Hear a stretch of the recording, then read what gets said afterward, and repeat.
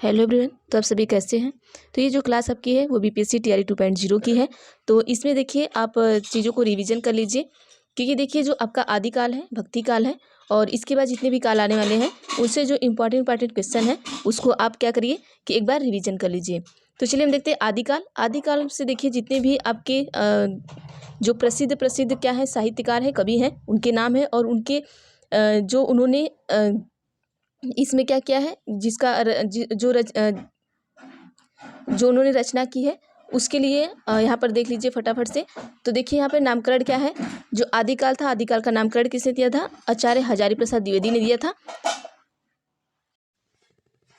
और यहाँ पर हम देखते हैं पहले क्या आते हैं, हमारे सिद्ध साहित्य व कवि आते हैं। ठीक है, पहले क्या आते हैं, सिद्ध साहित्य व कवि देख लेते हैं।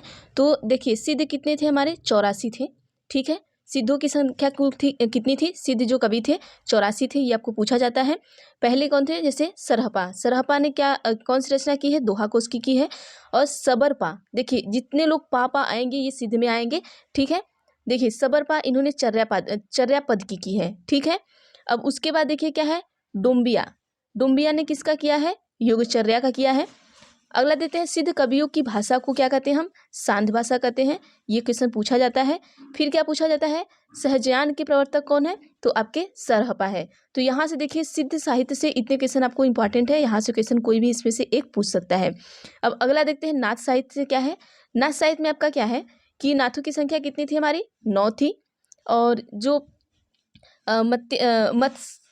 मत्स्येंद्र नाथ जो थे, इन क्या थे, ये ज्ञानकारिक थे। ठीक है, ज्ञानकारिक नहीं, इनकी जो रचना थी ज्ञानकारिक थी। गोरखनाथ क्या थे, ये हठ योग के प्रवर्तक थे।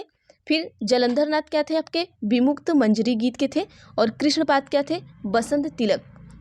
ठीक है, और नाथ के प्रवर्तक कौन थे, मच्छिंद्र नाथ थे। ठीक है, और नाथ साहित्य के आरंभकर्ता कौन थे, गोरखनाथ थे। तो इतना आप याद कर लीजिएगा, यहाँ से कोई भी क्वेश्चन आपको पूछ सकता है। तो यहाँ से कोई भी क्वेश्चन पूछेगा आपको, इतने में से एक कोई पूछेगा। अब मच्छिंद्र नाथ का ज्ञानकारिक, और गोरखनाथ हठयोग के प्रवर्तक हैं, और जलंधर नाथ विमुक्त मंजरी गीत, और कृष्णपाद क्या है, बसंत तिलक। नाथ पंथ के प्रवर्तक मच्छिंद्र नाथ हैं, और नाथ साहित्य के आरंभकर्ता कौन है, गोरखनाथ हैं।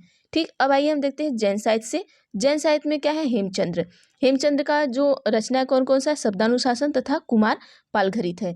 और सोम प्रभु का क्या है, कुमार पाल प्रतिबोध है। फिर मेरुतुंग का क्या है, प्रबंध चिंतामणि है। देखिए एक रामचंद्र का चिंतामणि है और एक मेरुतुंग का है। जो मेरुतुंग का आपका है वो प्रबंध चिंतामणि है, और जो उनका है वो सिर्फ चिंतामणि है। ठीक है, फिर क्या है, स्वयंभू किसकी रचना किए हैं, पौम चरियू के किए हैं। आसगु कौन सी रचना की है, चंदन बाला रास की। ठीक है, पुष्पदंत का रचना क्या है, जसहर चरियू है। और देवसेन की रचना क्या है, आपका श्रावकाचार है। तो इतना याद रखिएगा आप। अब रासो साहित्य से देख लेते हैं कैसे कैसे पूछे जाएंगे। तो रासो साहित्य में आप देख लीजिएगा, दलपति विजय खुमाड रासो इनकी रचना है। नरपति नाल बिसल देव रासो, जगनी परमाल रासो। और इसी परमाल रासो को हम क्या कहते हैं, क्या कहते हैं, आला खंड कहते हैं। ठीक है, ये भी पूछता है कि इसमें से किसको हम आला खंड के नाम से जानते हैं, तो परमाल रासो को आला खंड के नाम से जानते हैं। अगला क्या है, चंद बरदाई। तो चंद बरदाई किसकी रचना की है, आपके पृथ्वीराज रासो की किए हैं। और मधुकर भट्ट किसकी की है, जयमैन जस चंद्रिका। तो याद करिएगा, ये चंद्र बरदाई जी का बहुत ज़्यादा आता है, इनको करिएगा, और परमाल रासो का। ठीक है, यहाँ से रासो साहित्य से आप इतना पूरा डिटेल इसको देख लीजिएगा कि यहाँ से क्वेश्चन पूछा जाता है। फिर अगला क्या है, डिंगल साहित्य। डिंगल साहित्य में 2 इंपॉर्टेंट है, सूर्यमल मिश्रण है, ये वंश भास्कर, और जयानक पृथ्वीराज विजय। फिर अन्य साहित्य में हम आइए देख लेते हैं, जैसे हमारे अमीर खुसरो हुए। अमीर खुसरो किसकी रचना की है, खलीक बारी की किए हैं। और विद्यापति किसकी की है, कीर्तिलता, कीर्ति पताका और पदावली। अब इसमें पूछता है कि कीर्तिलता और कीर्ति पताका किस में लिखी गई है, पदावली किस में लिखा गया है। तो कीर्तिलता और कीर्ति पताका जो है आपका हट भाषा में लिखी गई है, पदावली आपका मैथिली में लिखी गई है। ये देख लीजिएगा आप। अब अगला हम देख लेते हैं क्या है, अगला आदिकालीन गद्य साहित्य क्या है। देखिए गद्य साहित्य में क्या क्या है, देखिए पूछता है कि रोड़ा किसकी रचना, कौन सी रचना की है, तो ये राउल वेल की रचना है। और इसमें ये कैसी राउल वेल आपकी रचना कैसी है, तो ये शिलांकित रचना है। शिलांकित का मतलब ये होता है कि ये इनकी जो रचना है ये शिलांकों पे, मतलब कि पहले जो पत्थरों पे जो चीज़ों को करवाते थे, मतलब कि शिलाओं पे पत्थरों पे रखते थे, लिखवाते थे, उसी तरीके से ये जो आपका राउरवेल है ये भी रचना शिलांकित है। और दामोदर शर्मा की रचना क्या है, उक्ति व्यक्ति प्रकरण है, और ये व्याकरण इसको कहते हैं, व्याकरण के लिए भी इसको दामोदर की रचना को बोला जाता है। और फिर क्या है, ज्योतिश्वर ठाकुर की क्या है, वर्ण रत्नाकर है। और उद्योतन सूर्य की क्या है, कुवल यमाला कथा है, ठीक है, उद्योतन सूर्य की। तो इसमें से देखिए क्या क्या पूछता है, रोडा का पूछता है आपको, दामोदर शर्मा का और ज्योतिश्वर का, इन तीनों लोग को आपको याद रखिएगा बढ़िया से। अब हम देखें भक्ति काल। भक्ति काल में आप देख लिए, तो भक्ति काल में देखिए हम फटाफट से बस रचनाकार को देखते हैं। अब देखिए भक्ति काल में क्या है, भक्ति काल में आपको दो शाखा में बांटा गया है, निर्गुण भक्ति और सगुण भक्ति, ठीक है। अब हम इसमें देख लेते हैं, निर्गुण को भी दो शाखा में बांटा गया है, और फिर उसके बाद सगुण को। तो देखिए निर्गुण को किस में बांटा गया है, आपका ज्ञान मार्गी में, और दूसरा क्या है, प्रेम मार्गी में। तो ज्ञान मार्गी की कौन कवि है और प्रेम मार्गी की कौन कवि है, इनकी रचनाएं क्या है, हम उनको देखेंगे। तो देखिए ज्ञान मार्गी के कवि क्या है, जैसे ज्ञान मार्गी के कवि आपके क्या है, कबीरदास है। इनकी रचना क्या है, बीजक है। बीजक में ही आपकी तीन रचनाएं आती है, साखी, सबद और रामायणी, और ये तीनों रचनाएं ही क्या है, बीजक में है, ठीक है। इन्हीं तीनों को मिलाकर आपका बीजक का निर्माण किया गया है। दूसरे कवि क्या है आपके, किसमें, ज्ञानश्रेय में। ज्ञानश्रेय का मतलब क्या होता है, इसमें देखिए ये जितने भी कवि आएंगे ये भगवान के प्रति नहीं, ये बस अपने ज्ञान का वो करते हैं, भगवान जैसे मतलब बहुत ज़्यादा ये भक्ति नहीं करते, भक्ति में भरोसा नहीं करते हैं, वैसे कवि आएंगे। दूसरे क्या है, रैदास है। तीसरे नानक देव है। चौथे जन्मदास है। बीरभान है। दादू दयाल है। मलुकदास है। नामदेव है। तुकाराम है। एकनाथ है। तो अब इसमें से देखिए किसका किसका इंपॉर्टेंट है, जैसे नानक देव, इनका पूछता है इनका जन्म कहाँ हुआ है, फिर उसके बाद दादू दयाल का पूछता है, इनकी रचना पूछता है, कबीरदास का पूछता है, रैदास का पूछता है, और उसके बाद को नामदेव का ज़्यादा से ज़्यादा पूछता है, और मलुकदास और तुकाराम। तो इतने लोग को आप याद रखिएगा। फिर प्रेम मार्गी शाखा में हम देख लेते हैं कौन कौन आता है। प्रेम मार्गी शाखा में मतलब कि ये प्रेम से संबंधित बहुत सारी चीज़ें लिखी हुई हैं। तो इसमें जैसे आपके मलिक मोहम्मद जायसी हो गए, तो इनकी रचना क्या क्या है, पद्मावत है, अकरावट है और आखिरी कलाम है। तीन रचना इनकी होगी, याद रखिएगा। कुतुबन क्या लिखे थे, मृगावती। मंझन की रचना क्या है, मधुमालती है। उस्मान की रचना क्या है आपकी, चित्रावली है। शेख नबी की रचना क्या है आपकी, ज्ञानदीप है। और दक्षिणी हिंदी के कवि भी हैं ये, शेख नबी दक्षिणी हिंदी के कवि भी हैं। तो ये हो गया प्रेम मार्गी शाखा के। अब हम देखते हैं भक्ति।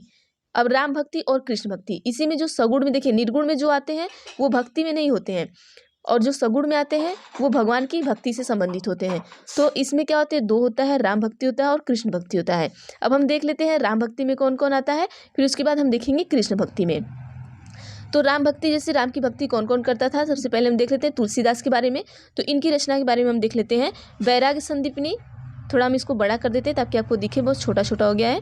चलिए देखिए, तो तुलसीदास में हम क्या देख लेते हैं, जैसे वैराग्य संदीपनी हो गया, रामज्ञा प्रश्न हो गया, रामलला नेचू हो गया, जानकी मंगल, रामचरितमानस, पार्वती मंगल, कृष्ण गीतावली, विनय पत्रिका, दोहावली, कवितावली, वैरवै, रामायण आदि। ये किसकी रचना आपकी है, तुलसीदास की है।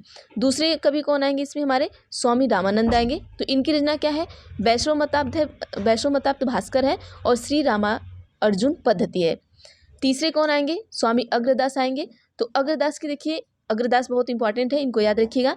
इसमें ध्यान मंजरी, अष्टयाम, हितोपदेश, उपखाड़ा, बावनी, राम भंजन, मंजरी, कुंडलियाँ। तो इसमें सबसे ज़्यादा इंपॉर्टेंट आपका क्या है, ध्यान मंजरी पूछा जाता है, अष्टयाम पूछा जाता है, हितोपदेश पूछा जाता है और कुंडलियाँ। इतने ये चार रचना इनकी बढ़िया से याद रखिएगा। और देखिए नाभादास की सिर्फ एक ही रचना है, भक्तमाल, तो इन्हें भी याद रखिएगा, पूछता है। ईश्वरदास, इसमें ईश्वरदास भी आते हैं, इनकी रचना क्या है, भरत मिलाप और अंगद पैज है। तो ये दोनों ईश्वरदास की भी रचना बहुत इंपॉर्टेंट है, इन्हें याद रखिएगा। फिर आते हैं हमारे कौन से कवि, केशवदास में देखिए हर रचना में इनकी प्रिया है। तो जैसे कवि प्रिया हो गया, रसिक प्रिया हो गया, रामचंद्रिका हो गया, वीर संचरित हो गया, विज्ञान गीत हो गया, ये किसके हैं, केशवदास के हैं। अब ये हो गए हमारे कौन सी भक्ति, ये राम भक्ति के थे। अब आइए हम देखते हैं कृष्ण भक्ति में कौन कौन आते हैं। तो कृष्ण भक्ति में जैसे कृष्ण भगवान की जो भक्ति करते थे, कौन कौन करता था, जैसे मीराबाई करती थी, सूरदास करते थे, नंददास करते थे, रसखान करते थे। तो इन लोग की रचना के बारे में हम जानेंगे। देखिए सूरदास कौन कौन सी रचना लिखे हैं, सूरसागर, सूरसरावली, साहित्य लहरी, सूर पचीसी, सूर रामायण, सूर साठी। और नंददास की रचना क्या हमारे, अनेकार्थ मंजरी, मान मंजरी, रस मंजरी, सुदामा चरित आदि। फिर उसके बाद हम देखते हैं गोस्वामी हित हरिवंश, हित 84। फिर हम देखते हैं ये देखिए मीरा का रचना है। मीरा की रचना देख लेते हैं कौन कौन सा है। गीत गोविंद का टीका है, नरसिंह जी का मायरा है, और क्या है, सोरठा राग गोविंद है।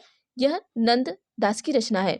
तो देखिए यहाँ पर ये थोड़ा गलत दे दिया, क्योंकि गीत गोविंद का टीका, नरसिंह जी का मायरा, राग सोरठा, ये आपके मीराबाई का रचना है। तो यहाँ इनको एक बार देखिएगा। अब आगे देखते हैं रसखान। रसखान की रचना क्या है हमारा, देखिए जो नंददास की जो रचना है ये ऊपर की है, ठीक है। ये गोस्वामी हित हरिवंश और हित 84 ये किसकी है, ये नंददास की है। बाकी ये जो आपका गीत गोविंद का टीका है, नरसिंह जी का मायरा है, और सोरठा है, राग गोविंद है, ये सब किसकी है, ये आपके मीराबाई की रचना है, ठीक है। तो यहाँ से इनको ध्यान रखिएगा, क्योंकि ये गलत दे दिया है यहाँ पर। अब अगला हम देखते हैं रसखान। रसखान की रचना क्या है, सुजान रसखान है, प्रेम वाटिका है, दान लीला है, अष्टयाम है, ठीक है। ये इतना हो गया आपके रसखान जी का। तो चलिए जो अगली वीडियो है वो अब आएगा रीतिकाल, और रीतिकाल के बाद आपका इसके बाद एक काल और आ जाएगा, 3 से प्रगतिवाद, और ये सब आपके आधुनिक काल हो जाएंगे। आधुनिक काल में आपका जैसे प्रगतिवाद हो गया, और फिर पत्रिका का नाम हो गया, जागरण हो गया, ये हम अगली वीडियो में देख लेंगे। तो आज इसको आप रिवाइज कर लीजिएगा, कल की वीडियो में आपको रीतिकाल से लेकर हम करा देंगे फटाफट से। तो चलिए आज के लिए बस इतना ही, बाकी हम कल की वीडियो में देखेंगे।